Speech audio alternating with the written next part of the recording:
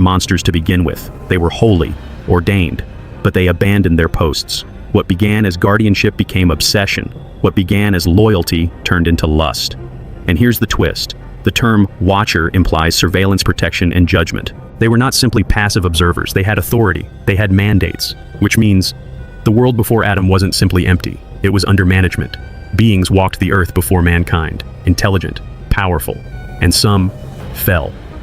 Some scholars believe that these watchers may have been connected to the chaos described in Genesis 1:2, that their rebellion helped trigger the devastation that led to a void-darkened earth.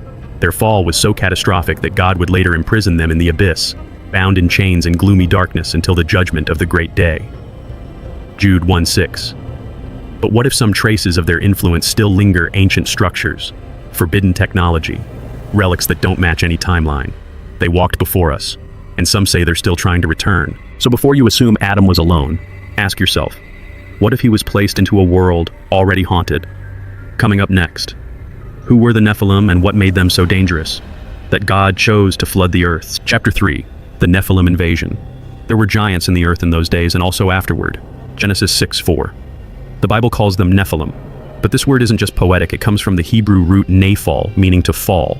They are literally the fallen ones, not fallen like angels, not fallen like men, fallen like hybrids, born from rebellion, shaped by violation, creatures that were never meant to exist, heavenly DNA, earthly wombs, unnatural power. The Nephilim were the offspring of the Watchers, the rogue sons of God who crossed the divine-human boundary.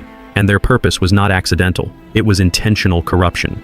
These beings were giants, physically imposing, yes, but far more than that.